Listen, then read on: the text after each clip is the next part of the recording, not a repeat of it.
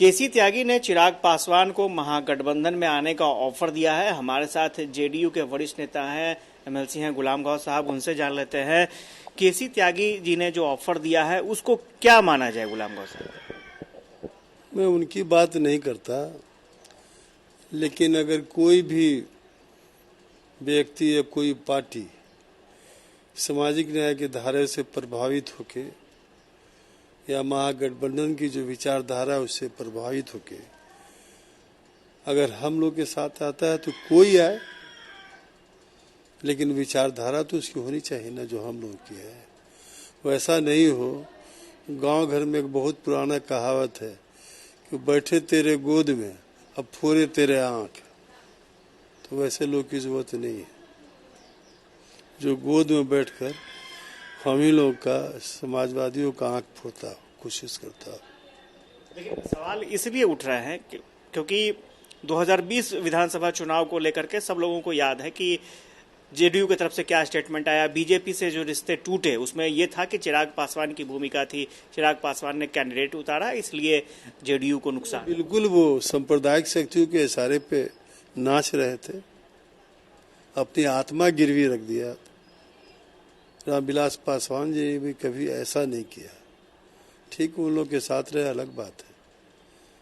तो असल में होता क्या है कि जो लोग राजनीति में दूसरे के कंधे पर बैठे हुए रहते हैं ना, उनको अपने लंबाई का बहुत ज्यादा गुमान हो जाता है। ये सब कंधे पर बैठे हुए लोग हैं। राजनीति में जब तक धूप, ओला, पत्थर, समझ रहे हैं ना, नहीं झेलेगा, जनता की समस्या है वो कैसे जानेगा। मुंह में सोने का चमचा लेके पैदा होने से कुछ थोड़ी कोई बड़ा आदमी बन जाता है।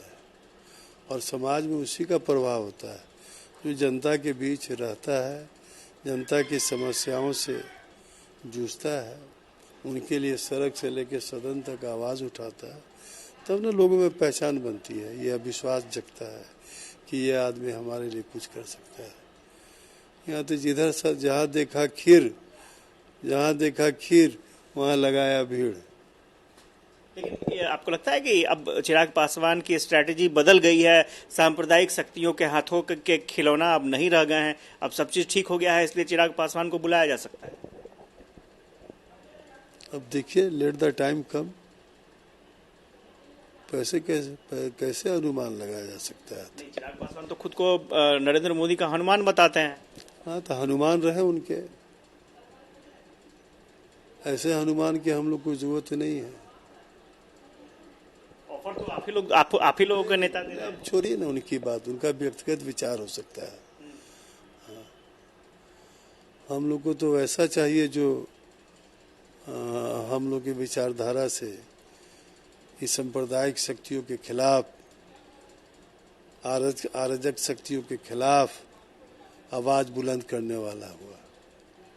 अब उल्टी गिनती शुरू हो गई है नरेंद्र मोदी जी की, इसीलिए बौखलाए हुए हैं। और बिहार ऐसी भूमि है जहां से हमेशा जो है परिवर्तन की आंधी चलती है और पूरे देश को प्रभावित करती है। इसलिए अब शुरुआत हो चुकी है।